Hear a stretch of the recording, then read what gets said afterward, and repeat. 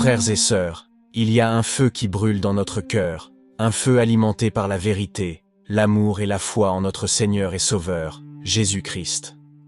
Mais il y a aussi un autre feu, un feu différent, un feu qui se propage dans le monde moderne, alimenté par la rébellion contre Dieu et le rejet de tout ce qui est sacré.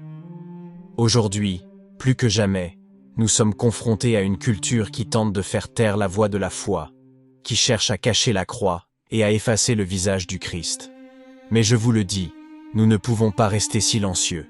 Nous ne pouvons pas détourner le regard, alors que le monde tente d'obscurcir la lumière de la vérité. À cet instant, je voudrais vous inviter à réfléchir avec moi sur certains événements qui ont bouleversé non seulement les yeux, mais aussi les cœurs de millions de chrétiens dans le monde entier. Comme beaucoup d'entre vous le savent déjà, lors de la cérémonie d'ouverture des derniers Jeux olympiques en France, le monde a été témoin d'un spectacle qui a suscité une grande indignation parmi les chrétiens. Lors de l'un des actes centraux de la cérémonie, une image sacrilège de la dernière scène a été présentée de manière à offenser profondément les croyants du monde entier.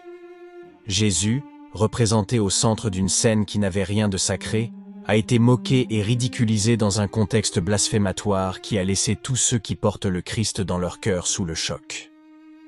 Pourquoi, frères et sœurs, y a-t-il un tel désir de profaner le nom de Jésus-Christ?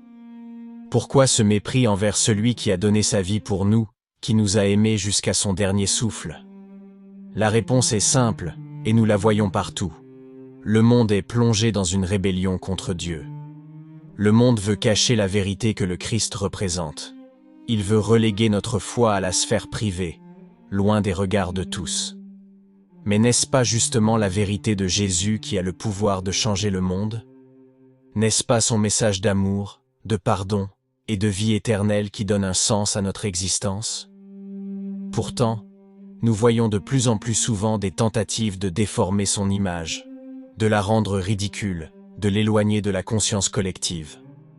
Les Jeux olympiques n'ont pas été le seul événement international à blesser les chrétiens. Un autre événement a eu lieu lors du Festival de Cannes, l'une des plus grandes et prestigieuses manifestations cinématographiques du monde. Un événement qui devrait célébrer l'art, mais qui s'est transformé en une bataille symbolique pour la vérité. Lors du défilé sur le célèbre tapis rouge, l'actrice et mannequin Maziel Taveras a choisi de porter une robe extraordinaire, une œuvre d'art de plus de 15 mètres de long, recouverte de plus de 10 000 cristaux Swarovski. Mais ce n'était pas seulement l'élégance de la robe qui a fait parler. Ce qui a véritablement frappé tout le monde, c'était l'image qui dominait la longue traîne, le visage de Jésus-Christ. Le visage du Christ, peint à la main avec une maîtrise extraordinaire par l'artiste dominicain Jan Paes, brillait avec une intensité qui surpassait celle des projecteurs. Et pourtant, ce message d'amour et d'espoir n'a pas été accueilli avec le respect et la révérence qu'il méritait. Non, il a été accueilli par la censure. Alors que Maziel essayait de montrer au monde l'image de notre Seigneur, un agent de sécurité a tenté de bloquer son geste, l'empêchant de déployer la traîne qui portait l'image du Christ. Une scène choquante qui a soulevé de profondes questions. Pourquoi une simple image de Jésus a-t-elle provoqué une réaction si violente? Pourquoi un symbole de paix et d'amour a-t-il été vu comme quelque chose à cacher, quelque chose à éviter? Les images de la confrontation ont été capturées par toutes les caméras, et la vidéo de ce moment a fait le tour du monde, suscitant une large gamme de réactions. Certains ont défendu le mannequin et son geste courageux, mais d'autres, beaucoup d'autres, ont applaudi la censure, justifiant l'acte de l'agent de sécurité en affirmant que ce n'était pas le lieu approprié pour une telle représentation. Mais je vous demande, frères et sœurs, quand est le bon moment pour proclamer le nom de Jésus? Quel est le lieu approprié pour honorer celui qui est le roi des rois? Si ce n'est pas dans les lieux publics, si ce n'est pas lors des grandes occasions, alors où? Le monde veut reléguer notre foi aux églises, aux foyers, aux lieux cachés. Mais nous ne pouvons pas permettre que la vérité soit reléguée aux marges. Le Christ doit être proclamé partout, car il est le chemin, la vérité et la vie. À la suite de cet incident, la créatrice Giannina Hazar, qui a créé la robe, a publié une déclaration pour clarifier ce qui s'était passé, expliquant qu'il n'y avait aucune intention de provoquer, mais seulement de rendre hommage au Sauveur du monde. Maciel elle-même a parlé de la signification profonde de cette robe, soulignant que le Christ est loin, celui qui a donné sa vie pour le salut de l'humanité. Et pourtant, la réaction des médias a été révélatrice du problème plus vaste auquel nous sommes confrontés. Les journaux et les chaînes de télévision ne se sont pas concentrés sur la beauté du message, sur la profondeur du geste. Non, ils se sont concentrés sur le scandale, sur le problème que cette image représentait. C'est comme s'il y avait une volonté délibérée de minimiser tout ce qui touche à Jésus, de le qualifier de diviseur, d'inopportun. Mais, frères et sœurs, le message de Jésus n'est pas diviseur. Le message de Jésus est révolutionnaire, oui, mais il ne divise pas, il unit. Il est venu pour abattre les barrières, pour réconcilier l'humanité avec Dieu. Et peut-être est-ce là le problème. Le message du Christ nous invite à regarder au-delà de nous-mêmes, au-delà de nos désirs égoïstes, au-delà des illusions de ce monde. Il nous invite à suivre un chemin différent, un chemin qui n'est pas facile, mais qui est le seul qui mène à la vraie vie. Après avoir réfléchi à ces événements, nous devons nous poser la question cruciale. Pourquoi le monde contemporain veut-il cacher Jésus?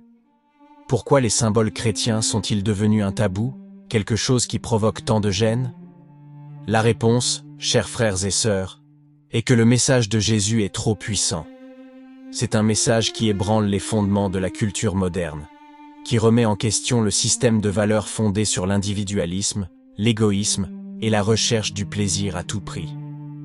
Le message de Jésus nous appelle à une vie de sacrifice, d'amour pour notre prochain, d'obéissance à Dieu. C'est un message qui nous invite à regarder au-delà de ce monde temporaire, vers l'éternité.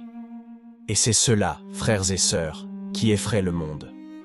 Le monde veut que nous vivions uniquement pour le présent, que nous nous concentrions sur les plaisirs momentanés, que nous oublions notre destinée éternelle. Mais nous savons que notre destin n'est pas dans ce monde.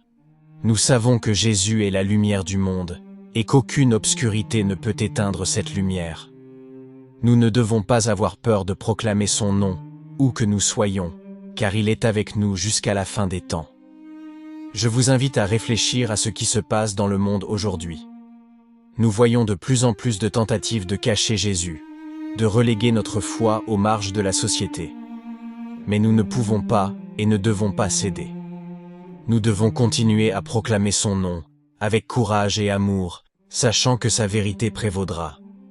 Jésus nous a promis que les portes de l'enfer ne prévaudront pas contre son Église, et nous nous accrochons à cette promesse avec une foi inébranlable. Que le monde tente d'obscurcir son image, qu'il cherche à censurer son nom, nous ne nous rendrons pas. Le Christ est vivant, et son royaume n'aura jamais de fin. Frères, faites-nous savoir dans les commentaires ce que vous en pensez, si vous aussi avez remarqué une tentative de cacher Jésus au monde.